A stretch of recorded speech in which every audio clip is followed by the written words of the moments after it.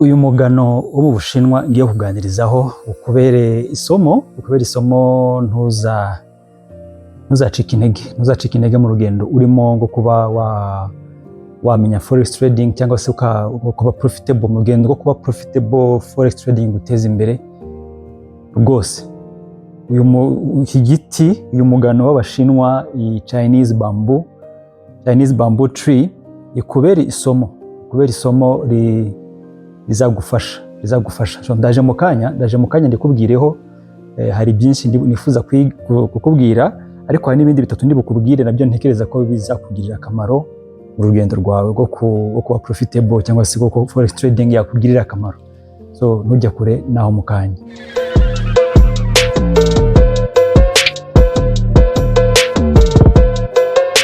Mbere yo kukubwira kuri Chinese bamboo tree cyangwa se uyu mugano w'Abashinwa, mbere yo kukubwiraho ndifuza kuguha update kuri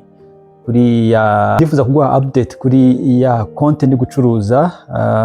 Ndagira ngo urebe uko bimeze kandi urebe n'ingamba wenda mfite, kuko biri bugufashe none kwiga uburyo ki igihe ibintu byagenze nabi cyane uko wazahuka, uko wazura iyo konti. So wayireba.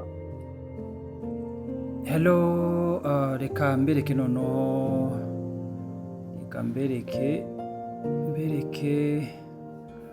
uko iyi account aho nyigejeje ngira ngo mwabonye, iri ku 46,100.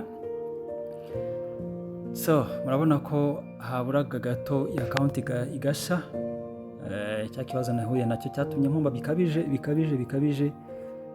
Ubu nibwo mbibona ko byari bikabije, ariko byatumye mfata ingamba, ngira ibyo mpindura, ngira ibintu nkora, cyane nko nk'urugero kugabanya gukora risk management. Nagabanyije risk nafataga, ubundi nabaga niyemeje guhomba 250 ku munsi. Ubwo ku 50 ubwo ni 0.5 niyo risk nafataga, ariko kora discipline nkeya nagize bitewe na cya kibazo nahombye menshi.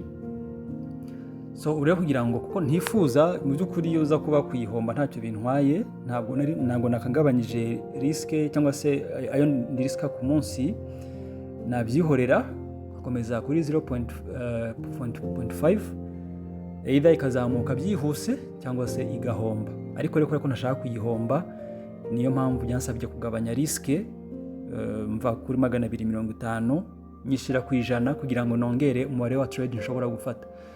So mu cyumweru gishize rero ndifuza kubereka, mu cyumweru gishize nabashije ku itariki 2 nabashije gukora itariki 2 kuri risk y'amadolari 100. Nubwo nari twinshi, ariko risk nyine ntabwo yarenze 100. Banafashe risk y'amadolari 100 yabashije kunyinjiriza yangaya, ndabona amadolari agera kuri hafi 500. Ubwo hari kuwa mbere nakoreye yangaya 249. Hanyuma kuwa kabiri tariki 10 nkorera ayangaya muri kubona. Tariki 10 nafashe izo trade, tariki 9 nafashe trade imwe, tariki 10 mfata izi trade. Ubundi yari iyi utungutu tundi, nuko risk n'ubundi ntari nakarenza. Hanyuma ku itariki kuwa gatatu tariki 11 murabibona nahombye 47. Impamvu ari udutrade dutatu nuko nari kugerageza ku managinga ya risk y'amadolari 100. Nuko byagenze itariki 11 urabona ko nafashe udutrade ni twinshi, ariko murabona hano twagiye nk'ahangaha yari break even, n'ahangaha hose mubona 27, 22.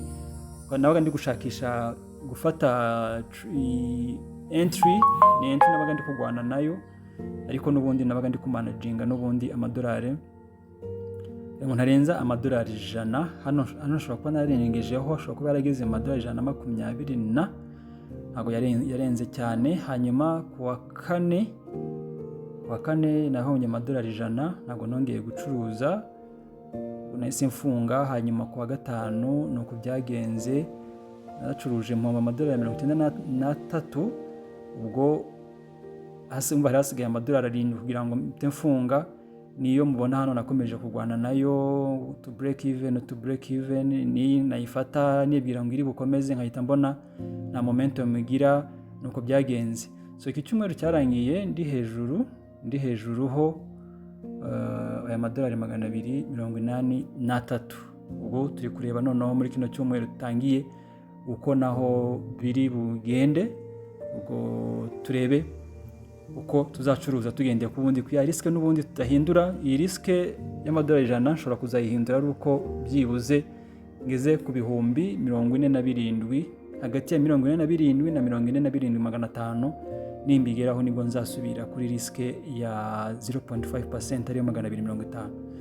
So ngayo nguko, kubera ko iyi account ntashaka kuyihomba, sinshaka kuzayitwika, niyo mpamvu nshobora kwicuruza igihe kirekire kugira ngo mbanze nyizure, noneho nzabone gusubira kuri risk management ya 0.5%, mbese geze n'igihe nzayipasinga. So iyi ntabwo ndi kwihuta, nshobora no kuyimarana n'amezi 3 n'amezi 4.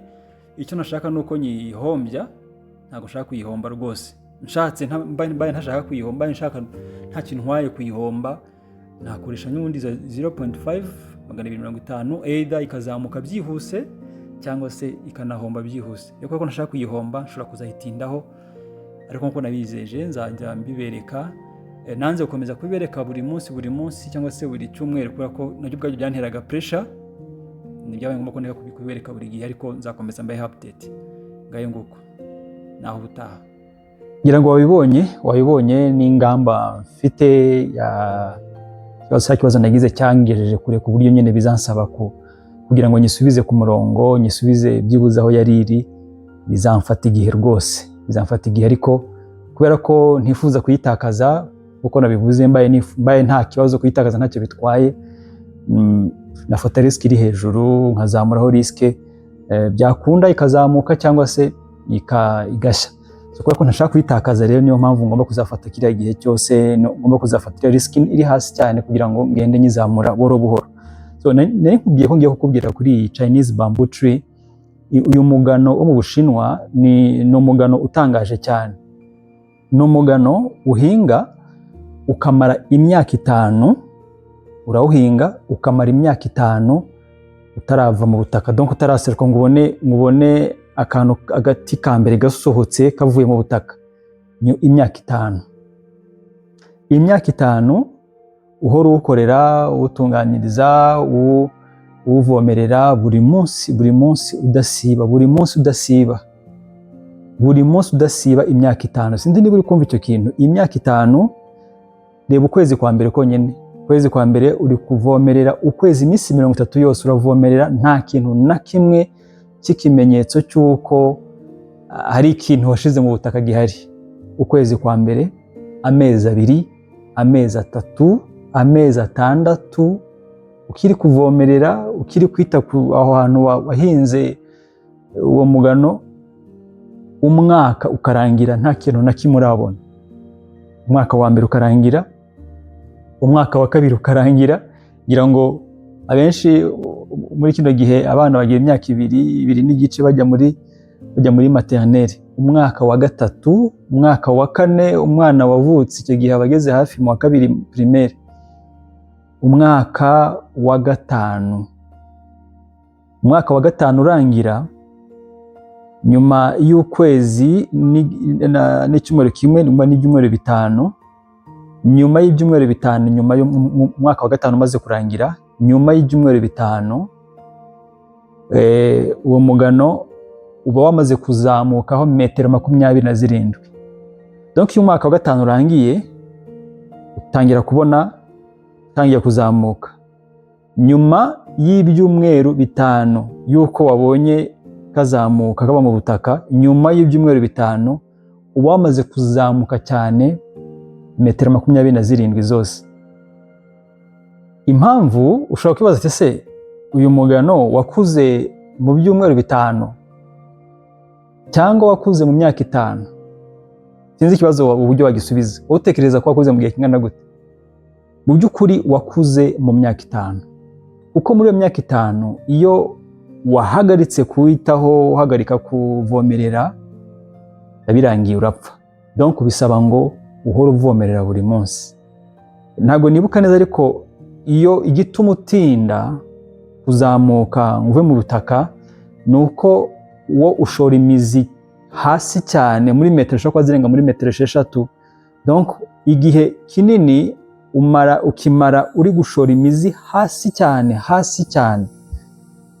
Niyo mpamvu ushobora kuba muremure nanone cyane, kuko uba ufite imizi igera hasi cyane. Iki ni igishushanyo cy'ikintu cyose wifuza kugeraho, ariko kigoye kukigeraho bitewe nyine nuko kigoye kukigeraho, kandi akenshi ibintu bigoye kugeraho biba bifite agaciro, ni ibintu biba bifite agaciro gakomeye, ni ibintu ari byiza cyane ku buryo nyine kubigeraho atari gupfa kubigeraho.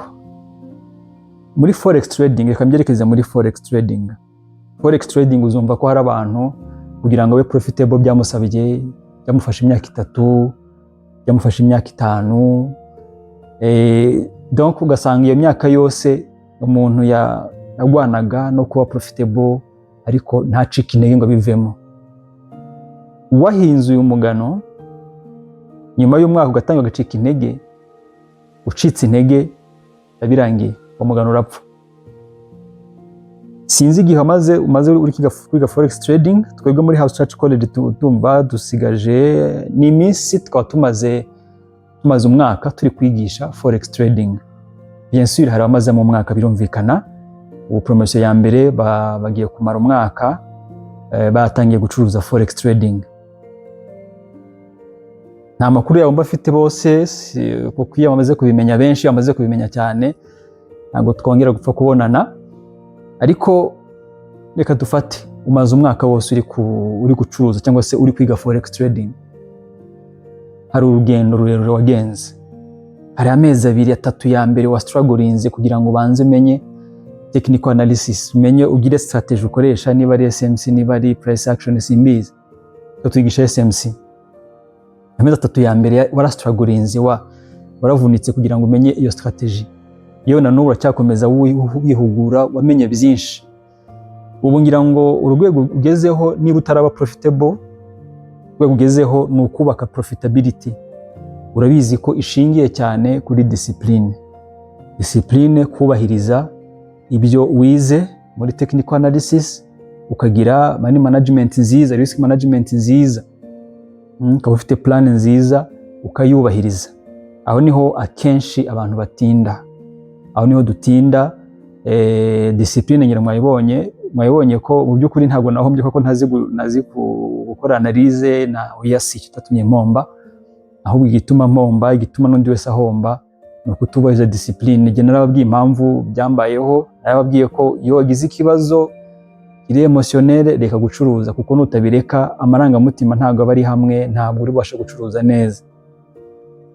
So niba umuntu ashobora guhinga umugano imyaka 5 nta kintu arabona, ushobora kuba wize amezi 6, ushobora kuba wize amezi 5, ushobora kuba wize umwaka. Ndavuga muri House Church College, undi abandi bize ahandi wenda ushobora kuba umaze imyaka 2.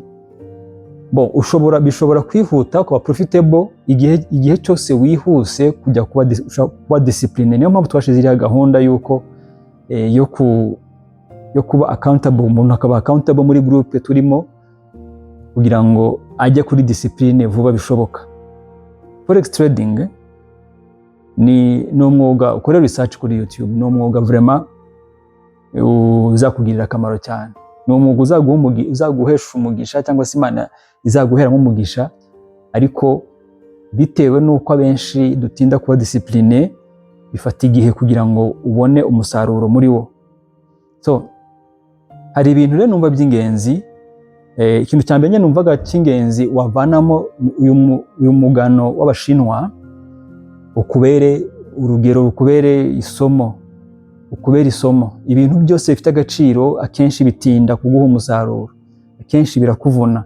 Navuze ko muri forex trading ikintu kikuvuna cyane ni ukwishira ku murongo. Forex ubwa ntabwo igoye, ariko twebwe bitewe n'amarangamutima, bitewe n'ukuntu duteye, biratugora kubasha umusaruro kubera ko bitugora kujya ku murongo, bitugora kubahiriza amahame agenga ubucuruzi bwa kinyamwuga bwa forex, donc kubicuruza mu buryo bwa kinyamwuga.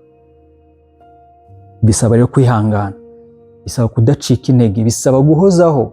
Ntabwo ari ukuvuga ngo ngiye kwiga imyaka 2 cyangwa se umwaka, mpuye n'ibibazo biranze ko nkomeza, ndahagaritse, ngiye kumara amezi 3 amezi 5 ntacuruza. Nugaruka yego ntabwo uzasanga uhereye hasi, ariko uzasanga hari ibintu byinshi wahombye, hari ibintu byinshi uzasanga warahombye. Ubwo rugendo wagombye ko umaze kugenda, ndava muri discipline, uko ucuruza, uko ubikora, niko ugenda ugira experience umunsi ku wundi. Rero ni kosa gucika intege nubwo wahura n'ibigaragazo bitandukanye, nubwo wahura n'imbogamizi zitandukanye, ugahura na obstacles zitandukanye. Ni kosa kubihagarika, ni kosa kubireka, kubera ko iyo bihagaritse uba uhagaritse process yo gukura, uba widindije. Ni byiza gukomeza, ugenda ukosora ibitagenze neza, ugenda ukomeza, ntucike intege, umusaruro uzawubona. So hari ibintu 3 kimwe narakivuzeho ubushize, hari ibintu 3 mbona byagufasha gukomeza urugendo kandi ukazagera kuri profitability rwose. Ikintu cya mbere nakivuzeho ni raise your standards. Ugomba kuzamura urwego rw'ibyo witeze kuri wowe, bw'ibyo wigomba muri forex trading. Donc urugero ugomba kugeraho, urugero wifuza kugeraho, ugomba kuruzamura. Niba ugomba kuba discipline, ntutegereze ko undi mwaka urangira, ntutegereze ko imyaka 2 irangira kugira ngo ube discipline. Ushobora kuvuga ati ngomba kuba discipline nonaha. Ibintu nyankora bituma ntabona umusaruro bigomba guhagarara. Niyo mpamvu twashizeho iyo gahunda duhurira muri group imwe muri level ya 5. Mabitse ko muri House Church College tugira levels zigeze muri 5. Actually niba ushaka kwiga muri House Church College uyandike kuri nimero nkubwire ibisaba kugira ngo wige. Niyo mpamvu twashizeho gahunda yo kucururiza hamwe, noneho tukerekana ibyo twacuruje buri munsi. Iyo accountability ya buri munsi, kwerekana ngo nacuruje gutya uyu munsi, niyemeje gucuruza ibi, nibyo nakoze uyu munsi. Muri trading plan yanjye ni ibi ngibi ngomba gukora, kandi nibyo nakoze uyu munsi. Iyo twacuruje dufite discipline, twubaje discipline rwose, twacuruje neza. Ngira ngo abantu turi kumwe muri group ngira ngo bamaze kubona ibyiza byabyo. Bitera kugira discipline, bituma ubona umusaruro. Rero biri kudushira ku murongo, ntabwo ku giti cyanjye biri kunshira ku murongo, kuko hari ibintu ntashobora kuzongera kwemera ko bimbaho. Kwemera gushobora kongera, niba nari buhome amadolari 250 hisanga nahombye 1000 cyose kubera amarangamutima, no, ntabwo nifuza ko bizongera kubaho. Niyo mpamvu twagiye dushiraho izo ngamba zituma tuba discipline, tujya ku murongo kare bishoboka. Nta mpamvu yo gutegereza imyaka 3, nta mpamvu yo gutegereza imyaka 4 kugira ngo uzabe profitable. Nta mpamvu rwose. Ushobora kugabanya icyo gihe, kandi nta kindi bisaba, nuko wishira kuri discipline hakiri kare. Rero kugira ngo bikunde, bisaba ko muri wowe uzamura urwego ugomba kubugezeho, noneho ukavana mu buzima bwawe ibintu byose bidahura n'urwo rwego, ibintu byose bidatuma ugera kuri urwo rwego. Niba hari amakosa uri gukora, yashire ku ruhande, ntiwongere kwiyemerera ko amakosa ukomeza kuyakora. Yego biragoye kubikorera wenyine, mu by'ukuri biragoye bidafite umuntu uba accountable kuri wowe, umuntu uri bukubaze, muri buganira kukubaza se ibi wabyubahirije, niba wabyubahirije. Iyo utamufite biragoye kuba accountable, ni ikintu kigoye. Simboze ko bidashoboka, ariko biragoye. Zamura urwego, uvuga uti ibi nibi kubera ko bitangeza ku musaruro, sinzongera kubyemera ko bimbaho. Hanyuma uvuga uti ibi nibi kubera ko bifasha kugera ku musaruro, ngomba kubikora buri munsi. Nanone turi mu mazi iminsi ku bantu abanyeshuri turi kumwe mu magroupe ya WhatsApp, mazi iminsi narashizeho 19 days challenge, iminsi 19 kugira ngo ukwezi kurangire. Challenge y'iminsi 19 nta kindi ngamije ko buri munsi dukora ibikwiriye kandi tubikore mu buryo bwiza. Donc nkore ibyo ngomba gukora neza buri munsi, umunsi ku wundi. Uyu munsi mbikore neza, nejo mbikore neza, nejo mbikore neza, ukwezi kurangire. Ukwezi ni kurangira nkoze neza, ndebe umusaruro. Akenshi ushobora kuba ari mwiza, niyo utaba mwiza cyane ariko byibuze biba byarakurinze kumanuka ngo wisange wiyangije cyane. Niba ari capital ufite, igishoro cyawe utarakimaze, niba ari account wari ufite ya funded account ukaba utayitwitse, noneho ukavuga ati ukundi kuratangiye, dutangire noneho umunsi ku wundi. Donc ugenda uba better, ugenda ukora ibintu mu buryo bwiza buri munsi, ubikore neza uyu munsi, ubikore neza ejo, ubikore neza ejo bundi. Uko ugenda ubikora neza niko usanga ukwezi kurangiye warabikoze neza. Iyo utishizeho iyo accountability cyangwa se ngo uri kumwe n'abantu bagufasha kwishiriraho izo mbago cyangwa se n'izo ngamba, iyo utabikoza kenshi usanga iminsi yawe igupfiriye ubusa.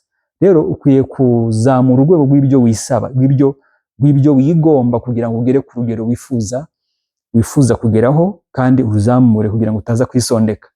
Hanyuma ikindi kintu cya kabiri, wamaze kuzamura urwego rw'ibyo usaba, rw'ibyo wifuza kugeraho, iyo wamaze kubizamura, iki cya kabiri ugomba gukora ni ukwizera ko bishoboka, ko wabigeraho. Ntabwo ushobora kuvuga ngo nihaye intego yo kugera kuri ibi ngibi noneho ngo utangire ushidikanye ko wabigeraho. Uba wamaze kwisenya, ntacyo wageraho. Iyo ushidikanyije ko wabigeraho uba wamaze kwisenya, nta mbaraga uri bushiremo kugira ngo ubigereho, nta mwete, kuko ntabwo wizeye kuri bugereyo. Rero uba ugomba kwizera ko wagerayo, ukizera ko uzagerayo, kandi rwose ntubishidikanye. Reka nkongerere n'iki kintu, ijambo ry'Imana ritubwira ko Imana izaha umugisha imirimo y'amaboko yacu. Imana irahari rwose, ntabwo ijya igirira neza abayisenga gusa. Yego ntabwo yaguha umugisha uri mu byo gukora harimo ibyaha, ntabwo ishigikira ibyo ngibyo, ntabwo ishigikira amakosa. Ariko iyo ukora ibintu ukiranuka, iyo ukora ibintu mu buryo bwiza, iyo ukora ibintu ukabikorana umwete, ugashyiramo umwete wawe wose, ukiga kugira ngo ushobore kubikora neza, Imana iguha umugisha, Imana yagushikira ikaguha umugisha. So ugomba kwizera rero ko niba ibyo uri gukora ari bizima, ntutekereze ko izaguha umugisha uri kugamboringa. Ntusabe umugisha Imana igihe uri gukinira urusimbi muri forex trading. Oya, ntuyisabe umugisha ko ntabwo izabiha umugisha. Uburyo bwo kuguha umugisha ni uko izakureka uhombe, kugira ngo wige ko icyo kintu kidakora, wige ko bidakunda ko ushobora kubona umusaruro mwiza igihe cyose uri gukina urusimbi. Ariko nubikora mu buryo bwiza, ufite trading plan nziza ikoze neza, wafashe umwanya uriga strategy n'ubuhora wihugura buri munsi, witega umugisha w'Imana igihe cyose uzabikora mu buryo bwiza. Rero ugomba kwizera ko uzabigeraho, ugomba kwizera nta kizabikubuza. Yego hari Satani nawe arahaguruka akazana imbogamizi, akazana ibibazo, akazana ibigeragezo, ugasanga guteje ibi, ugasanga niba wari ufite telefone barayibye cyangwa se barayimenye, telefone barabyibye, ugasanga umwana ararwaye, ugasanga hahise havuka utubazo twinshi turi buguhungabanye mu mutwe, mu marangamutima, ariko nanone turi bunaguhungabanye mu buryo bw'amafaranga, kugira ngo uhugire mu gukemura ibyo bibazo, ubure uko ukora ibyo wagombaga gukora. Ubimenye ko nyine ibyo bintu bibaho, Satani arakora, yanga ibyiza. Niyo mpamvu ukwiye no gusenga, ukaba hafi y'Imana, kugira ngo uyisabe uburinzi, usenge abamarayika bakurinde, usenge abamarayika bagutsindira abadayimoni, kuko abadayimoni baragutera bikabije. Ugasanga utangiye gukora ibintu byiza, utangiye guharanira iterambere ryawe, bahise ebana ntumenye ahantu bavuye, ibintu bakabizambya, byose ukabona bitangiye kuba bibi. Umenye ngo ni ibitero by'umwanzi udashaka ko utera imbere. Ibyo rero akenshi iyo bije bigasanga n'ubundi muri wewe ntiwizera ko uzabigeraho, bikubera gihamya yuko bya bindi wizeraga ko bidashoboka nyine uhita wemera nyine ko bidashoboka, ugasanga urugendo rwawe rugarukiye mu nzira. Donc bivuze ngo uko ugambirira kugera ku byiza, ni nako Satani nawe ahagurukira kukurwanya. Niyo mpamvu ukwiye gusenga muvandimwe, niyo mpamvu ukwiye kuba hafi y'Imana. Ushobora kwibaza ati impamvu Imana itakurinda utasenze. Impamvu suko n'ubundi irakurinda, ntabwo mu by'ukuri uriho kubera ko usenga gusa, hari uburinzi bw'Imana. Ariko abadayimoni umenye ko barakora ku buryo nawe ukeneye gushyiraho input yawe, ukeneye gusenga kugira ngo cyane we kwisanga ahubwo uri gukurura abadayimoni. rero ukwiye kwizera ko icyo wiyemeje kugeraho uzakigeraho, ariko kandi nanone wongereho no kuba hafi y'Imana. Wongere kuba hafi y'Imana. Ntabwo yego birashoboka ko watera imbere udasenga, kuko abenshi bateye imbere ntabwo basenga, ariko cyane cyane ku bantu bakijijwe, niba ukijijwe umenye ngo gukizwa byonyine wishize ahantu Satani azakurasa cyane. Ntabwo bivuze ngo ukwiye kongera gusenga, ukwiye kongera amasengesho menshi cyane. Uko usenga cyane ariko nanone waba ari nako ukora cyane, kandi burya utizera ngo ntabasha kunezeza Imana. Imana ugomba kuyigirira icyizere, ugomba kuyiringira, ugomba kwiringira ko izakugirira neza, izagufasha ukagera ku ntego zawe. Nujya ubona bigoranye, harimo intambara nyinshi, umenye ngo ni ikimenyetso cy'uko Satani yarafushe, arababaye, afite umujinya, agufitiye umujinya, ntashaka kugera kuri izo ntego, ntashaka kugera kuri ibyo byiza. Donc uko atera ibitero byinshi ntucike intege, ahubwo wowe nawe wongera imbaraga z'amasengesho, wongera akazi, urushaho kubyiga cyane, ujye ku murongo, ukore ibintu mu buryo buri discipline, ube discipline rwose. Ubu ndi kuvuga kuri iki cya kabiri ngo ndi kugerageza kukubwira ko iterambere ryose Satani ararirwanya, ntashaka kumererwa neza, ntashaka ko umuryango wawe umererwa neza, ntashaka ko abagukomokaho bamererwa neza, ntashaka ko abo ukomokaho nabo bamererwa neza, ntashaka ko hagira umuntu ugirira neza. Arabizi ko numererwa neza, nugera ku byiza, arabizi ko ubuzima bwa benshi buzahinduka. So ibyo arabirwanya rero, arabirwanya cyane. Rero nawe ukwiye kumurwanya, kandi ntabwo wamushobora utisunze Yesu. Ntabwo bikunda. Ugomba kwisunga Imana. Niba wari waragabanyije amasengesho, ukwiye kongera gusenga, kuko iterambere ryawe Satani aryanga nk'uko yanga kuzajya mu ijuru. Nk'uko yifuza ko warimbuka, ni nako yifuza ko na hano ku isi wakubitirwa n'ubuzima. Niyo mpamvu mu by'ukuri gutera imbere udafite Kristo kuri jye mbona ntacyo bimaze. Yego ntabwo uzicwa n'inzara, ariko yaravuze ngo waguha iby'isi byose ukambuga ubugingo bwawe byakumarira iki? Donc ukwiye kwizera ko uzabigeraho, kandi kwizera kuzima ntabwo ari kwigirira icyizere gusa, ahubwo icyizere cyawe kukigirira Imana, ukamenya ngo Imana izampa support, izanshigikira, izamfasha, izancira inzira, izandinda, izandwanirira. Ariko ugomba kuyisunga ukaba hafi yayo. So niba unakeneye ubufasha, uburyo bw'amasengesho, uburyo bene so mubana hafi, mufatanya mu buzima bwa buri munsi, mu buzima bw'umwuka, nanone unyandikire kuri iyo nimero ubona, unyandikire niba ukeneye ubufasha bwo kuba hafi ya bene so. Dufite itorero tubarizwamo, ushaka kubana natwe mu itorero kugira ngo tujye dusangira iby'umwuka, unakure no mu buzima bw'umwuka, unyandike kuri izo nimero. Nanone unyandike kuri izo nimero, ubwire turebe uburyo ki nawe twajya tugufasha mu by'umwuka, ukanakura, ukarushaho kumenya Kristo, nk'uko ukomeza gukura mu buryo bwa forex, mu buryo bw'umubiri, mu buryo bwa business, kugira ngo utere imbere.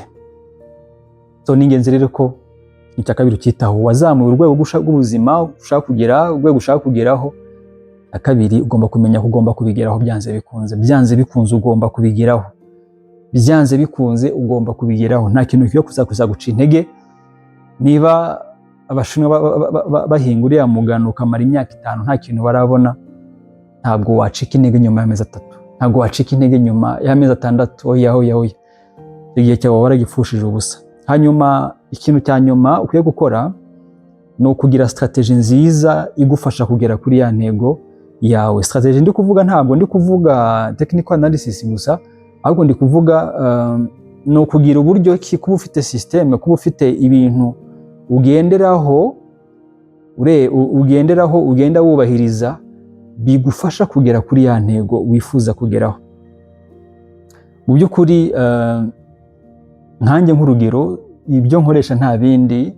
Mu by'ukuri ntabwo ntekereza ko jyewe nari buzabe profitable muri forex trading iyo nza kuba ntasenga nari buzabigera ko byari buzangore cyane kubera ko byihuse, kubera ko gusenga biramfasha. Hari amahame ngenderaho amfasha. Nk'urugero, ihame wenda nzarivugaho mu buryo burambuye.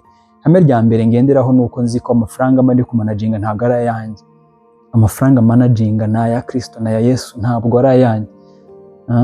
Bibaho nkakora amakosa nkarengera, ariko iyo nibutse ko amafaranga ntabwo ari ayanjye, ni ay'Imana, njyewe ndi manager, ndayamanaginga gusa, bituma menya ngo amafaranga ntabwo ndi bujye kuyakiniraho, ntabwo ari ayanjye yo gukiniraho, ntabwo ari ayanjye, uretse n'amafaranga nanjye ubwanjye sindi uwanjye. Nta mpamvu, sinshobora kwiyemeza kubaho ubuzima njyewe mfuye guhitamo gusa mu buryo by'urusimbi ntabwo mbyemerewe. Rero kuba nzi ko mfite Imana inshira ku murongo, itanyemerera ko nkora ibi n'ibi biri mu bintu bimfasha guhangana na discipline, kwidiscipline n'ibindi. Rero nawe ukwiye kuba ufite strategie, ufite uburyo bukugeza kuri za ntego zawe. Donc hari intego ufite, hari standards warazizamuye, mbese ni za ntego ushaka kugeraho, wizeye kuzazigeraho. None ugomba kuba ufite plan y'uburyo uzagera kuri ya ntego yawe. Uburyo uzazigeraho ugomba kuba bifite rwose bipanze neza. Uburyo bwiza bwo kubigeraho ni ukwifashisha, ni ukwigana umuntu wamaze kubigeraho. Ukigana uburyo akora ibintu, ukigana strategie ye, kugira ngo bikurinde kujya gusa nkaho uhimba ibindi bishya bishobora kuzamara igihe kirekire utaramenya niba bikora. Reba umuntu wigana akubera role model, umwigireho kugeza igihe nawe uzagera ku musaruro amaze kugeraho. Reka nsoreze hano, ntekereze ko izi nama zikugiriye akamaro. Niba umugano bashobora kuwuhinga imyaka 5 nta kintu barabona kiva mu butaka, ntabwo wacika intego maze amezi 3. Reka nsoreze ahangaha, gukomeza uru rugendo rwo kubona umusaruro muri forex trading. N'urugendo yego rutoroha kuri benshi, ariko n'urugendo ruzaguha umusaruro uzakunezeza cyane. Biragusaba kudacika intege, biragusaba guhozaho, consistency, ugahozaho. Biragusaba gushira ibintu ku murongo hakiri kare, nta mpamvu yo kumara igihe kirekire uhora usubira muri amakosa usanzwe uzi. Zamura urwego witeze kugeraho, wizere kuzarugeraho, kandi wifashishe strategie y'umuntu wamaze kubigeraho kugira ngo umwigireho. Ikiruta byose, Imana ukwiye kugushigikira, ukwiye kuba mu ruhande rwayo, ukwiye, niba mu by'umwuka bitameze neza, niba utabanye neza n'Imana, nakugira inama yo gukemura icyo kibazo, nakugira inama yo kwihana ukizera Kristo kugira ngo ukemure ikibazo cy'umwuka. Kuko hari n'igihe usanga nabyo ubwabyo bituma ahubwo udashaka kugira ikintu ugeraho. Hari abantu benshi bafite ibibazo bya karande, hari abantu benshi barabatewe n'abadayimoni, ku buryo abadayimoni batatse ubuzima bwawe muri angles zose z'ubuzima bwawe. Ntabwo urugamba wazarushobora wenyine, ntibikunda rwose. Biragusaba ko wisunga Imana. Mu by'ukuri Imana ni ikugaburira, Imana ni ifite ubuzima bwawe mu biganza byayo, Imana ni ikurinda buri munsi, Imana niyo igucyura, niyo igukangura ukajya mu kazi, niyo igucyura ugataha ukaryama, niyo igukorera ibintu byose. Simbona impamvu utakorana nayo 100%, simbona impamvu utayisunga 100%, simbona impamvu utayiha wese kugira ngo noneho ukorane nayo, uri kumwe nayo, ukijijwe, ufite ubugingo buhoraho, kugira ngo inagufashe mu buzima bwa buri munsi, kuko isanzwe bigufasha ubone n'izo mbaraga, ubone n'iyo protection, ubone ugirirwe, mbese ubeho ufite byombi, ufite ubwo bugingo buhoraho ariko unafite n'iyo support. Ntako bisa kubona support y'Imana, ntako bisa kubona ushigikirwa n'Imana. Ni ikintu navuga ngo vraiment nta kintu wakigereranya nacyo. Kubaho rero udafite Imana ni akaga, kubera ko uba uri kwishyira mu kaga deja, uba uri kwishyira ahantu uba target ya Satani rwose wagufite. Reka nsoreze ahangaha, Imana ibagirire neza. Ubwo nizera ko zino nama zabagiriye akamaro ubwo ngira ngo Imana nibishima ubwo nta video y'ubutaha. Ciao ciao.